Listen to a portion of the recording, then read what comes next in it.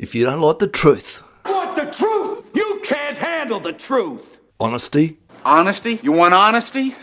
and transparency, The greatest failure of leadership is a lack of courage. A lack of courage to say what needs to be said. then building an agile culture probably isn't for you. What do I mean by an agile culture? Let me show you world class. Let me show you the world that I live in every day. It is magic from start to finish. Fernando Alonso's stop, it was actually the fastest single stop. And look at the guys, they look so relaxed, but there he goes, all four wheels changed and out in 3.0. So I'm honest, Paul, just how agile your culture at FastCap actually is. 9 times faster. If I told you, could you make your processes 9 times better, most of you would laugh at me. 10% maybe if I worked hard at it. Could you make your processes 9 times faster? Most of you will laugh at that. Here's the truth. You ready for it? Right between the eyes.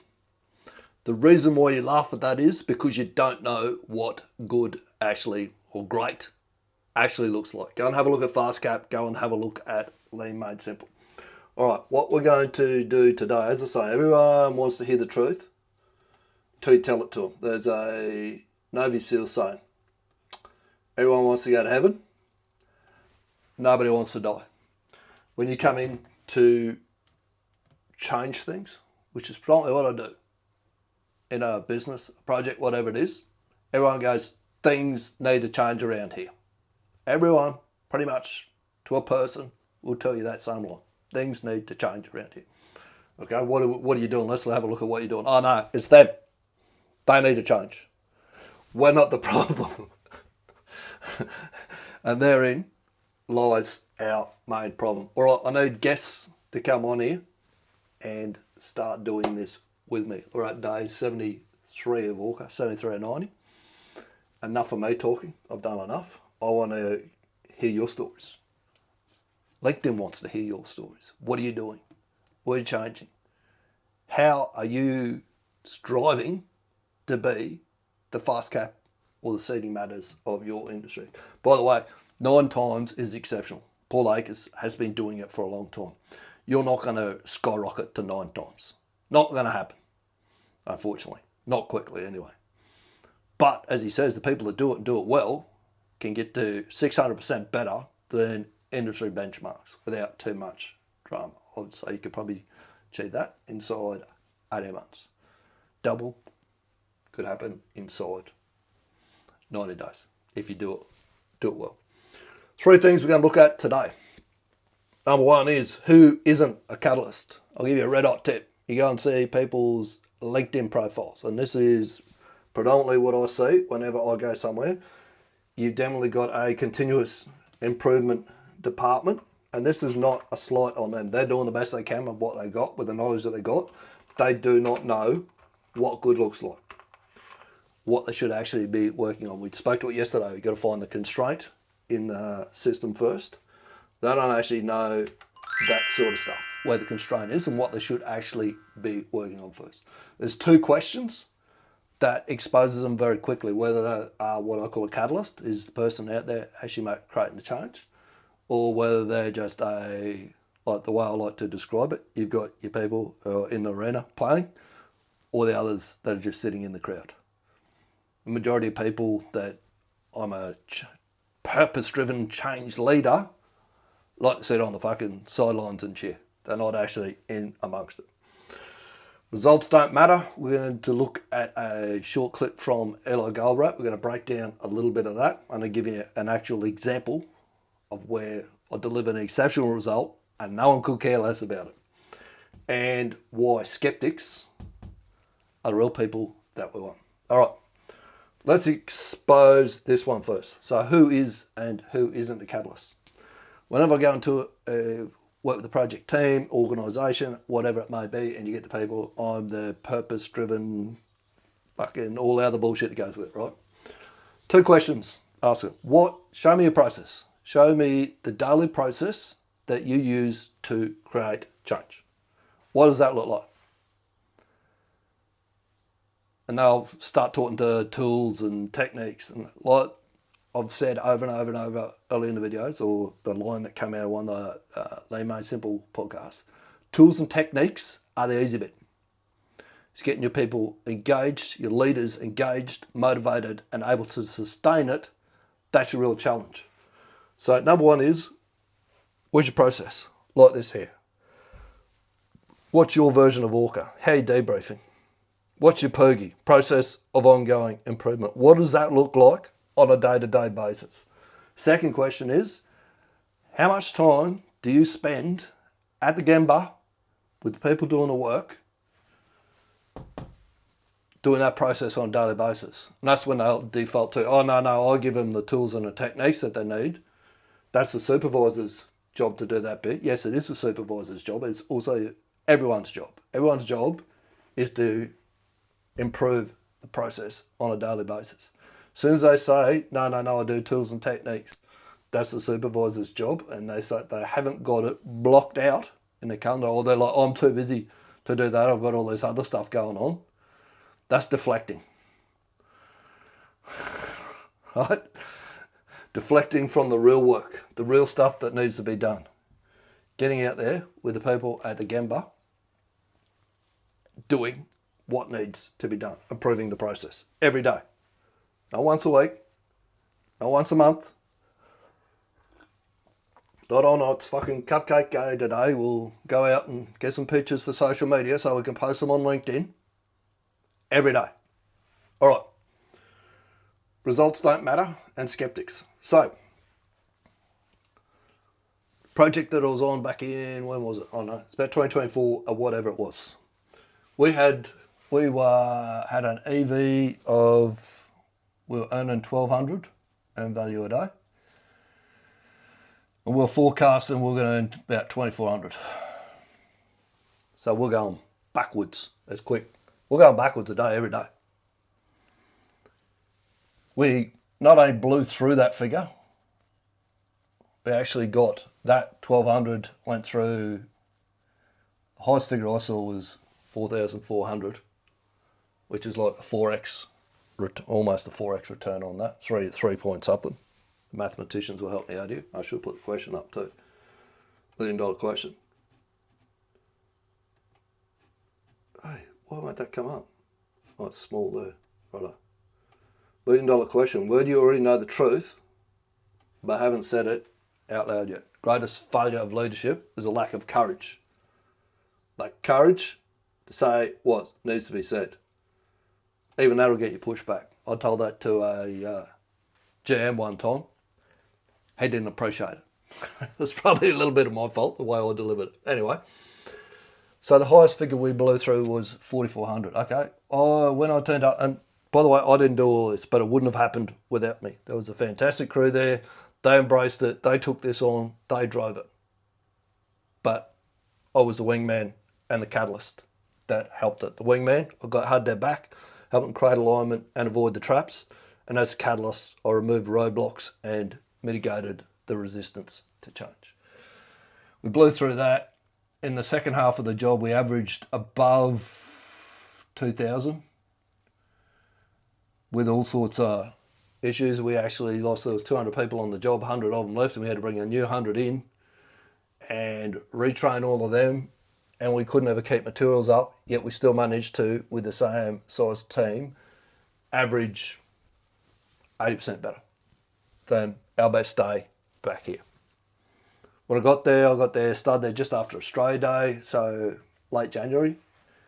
Everyone was talking, even 3-4 months later, they were going, we're going to be here until Easter time next year.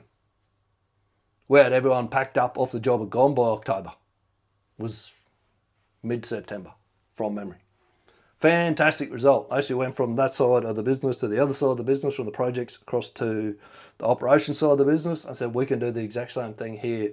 They shut down running at the time, and they go, oh, this is different. You don't understand me. They might have worked on projects. It won't work over here in operations. It won't work on a shutdown. You don't know what we're up against. Even though the results, the facts spoke to it, and we still did. We pulled 3 months off the back end of the shutdown schedule. I still didn't believe it at the end of it. This is why these guys here, I'm the purpose-driven change agent, are just the crowd. They're not the people that deliver the actual results. The people that deliver the actual results, generally sitting here, are the skeptics. They're the ones that will help us. When they say this is good, then you know it's good. I didn't really understand this at the time. I didn't do a good job of locking the skeptics in, which is the reason why the result just got brushed off, despite the fact how good the result actually was. Right, let's go. I have to wrap this up today because I haven't got a heap of time to do. We've got a bit of shit going on at the minute.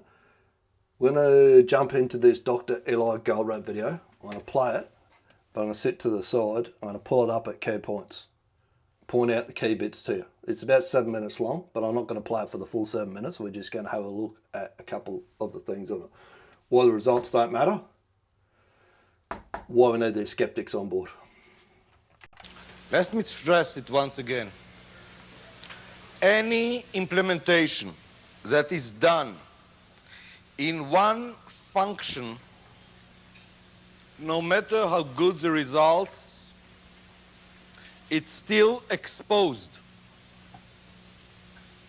Results do not talk. When results are clashing with the culture of the company, the culture wins. Write that down. When results clash with the culture of the company, the culture wins. When I went across, took that result over to the other side of the business, the culture over that side said, we don't care. It won.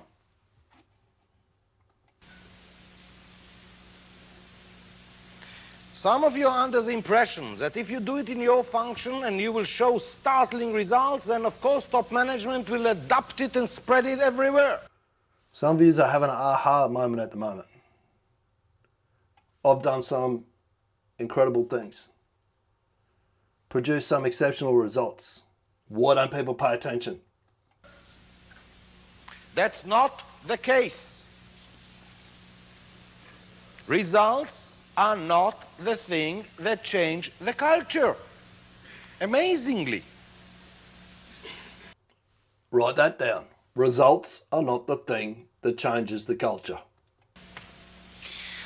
Now I hope that you understand more. Why do I claim that if you do want a real PUGI, a real process of ongoing improvement, if you want that the implementation will continue to grow, if you want that the implementation will not be killed by the culture, you must take the holistic approach. And taking the holistic approach means the strategy and the tactic of the company have to be devised in this way. Now don't fool yourself. Strategy of a company is not devised and determined by middle management. Strategy of the company is devised and determined. What he's alluding to here is that you've got to get all three of these. What we'll talk about, mission is your executive team. Operations, which is your team that keeps the business running. And execution, which is your team that does the work, your projects or whatever. They all have to be rowing in the same direction. If not, you're going to fail. And led by top management. Many of you think, I'm here, top management is there, they will never listen. That's not the case. Top management do listen. But they do not listen when you are coming and saying, I'm here, I've heard another beautiful flavor of the month. They're sick and tired of that by now. This is why being consistent and doing this day after day after day, that's why I say to these guys here, who say on the change agent, I drive change. What are you doing on a daily basis? What does that actually look like? How much time are you spending doing that? Because what these guys like to do is come up with the latest, great idea. Instead of actually getting one exceptional idea, like ORCA, and continuously using it, sticking to it. You also know that it takes years and years and years to implement the flavor of the month, and judging for the last 20 years, the results are there in general, but rarely justify the efforts.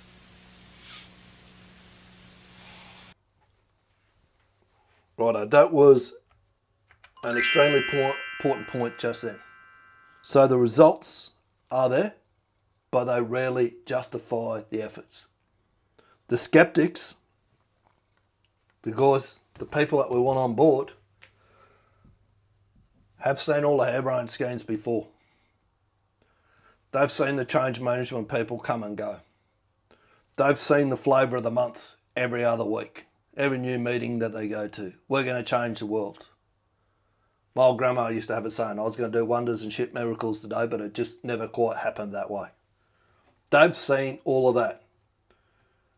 So when you can get them on board, then you're going to get traction. When they say this is a good idea, that's what he says in the back end of that video. If you want the clip for it, just message me the words Dr. Eli Gold. Message me the words skeptics video. I'll show you the rest of the video. Video is called How to Change an Organisation Holistically. For the full video, it's well worth spending your, I don't know, 30 or 40 minutes or whatever it is.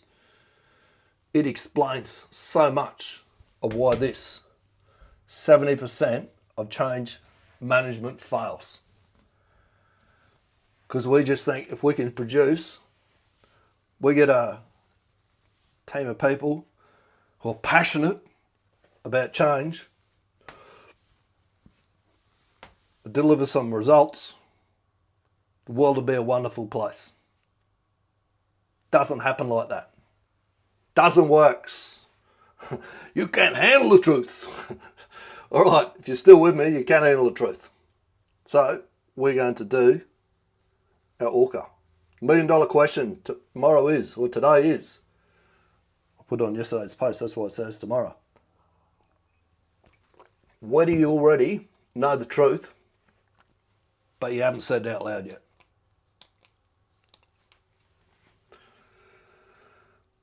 ORCA, women.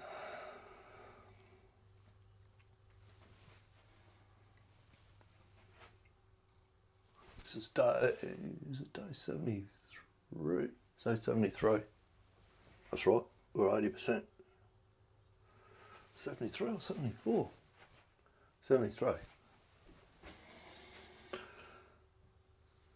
This is a new shift. It is Wednesday, 4th of January, 2026.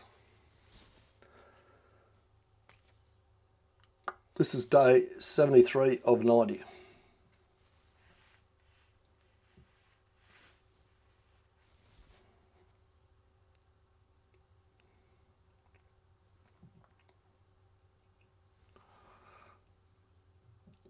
Home ORCA.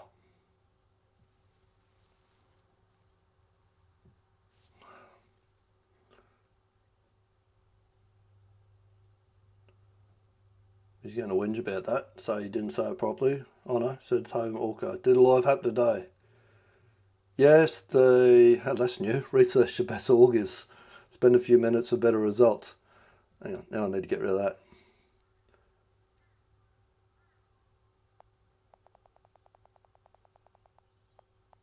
Get rid of it.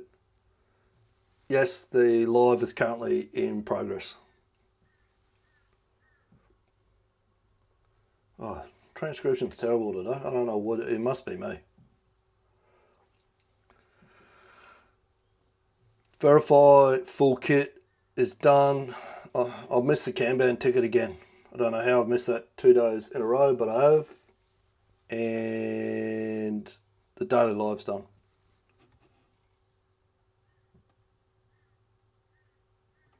I've got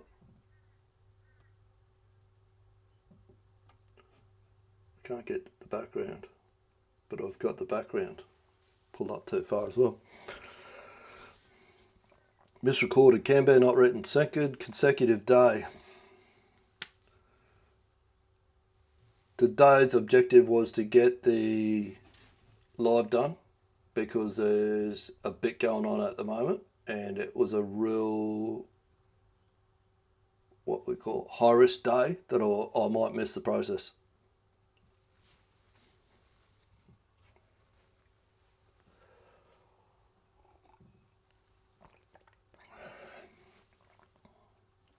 Yes, the objective was achieved. So as the fighter pilots say, we still executed flawlessly, even though it wasn't perfect. I didn't make the plan. I didn't get all the tasks done, but I still got the mission complete. I don't have to think about whether I'm going to do a live or not now, just do it. I've got a mental process to go through, how I'm going to prime myself up to actually deliver the live.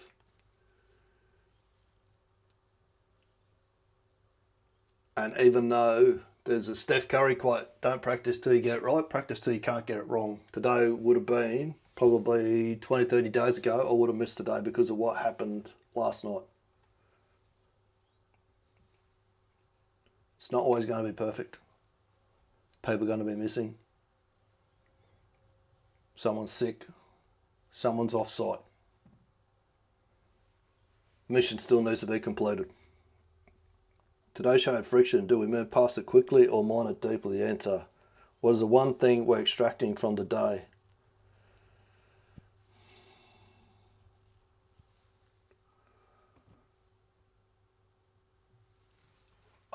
Currently, I'm not using the Kanban process. It isn't as critical as we probably thought it was for me to getting tasks done. I think we need to come up with a different task that should actually be doing outreach.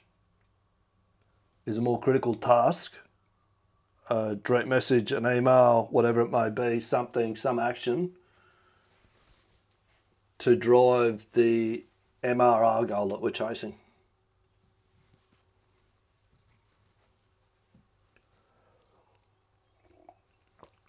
Got to be honest with yourself when you're doing this, particularly when you're doing it by yourself. Otherwise, there is no real point. Extraction. Kanban is not the constraint to execution. Revenue driving outreach is the higher leverage behaviour right now. Proceeding. 4 set tasks. Tomorrow is a weekday.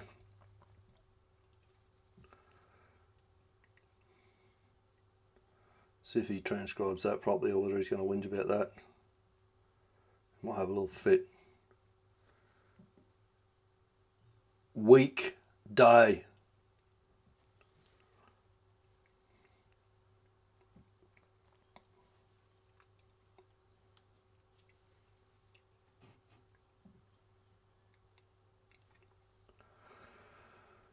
Verify full kit.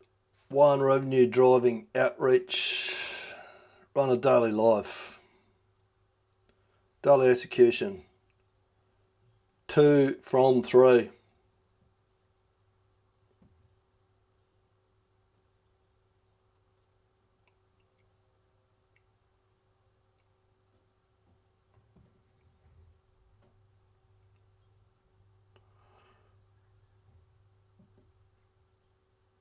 No visual loop today.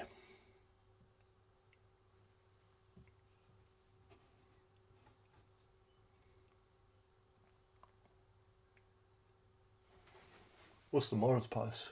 Shift belief, share behind the scenes, origin stories, insights to build trust. All right, tomorrow I'm going to tell you a story about my first troublemaker, or skeptic, as Dr. Ella Goldratt likes to call him,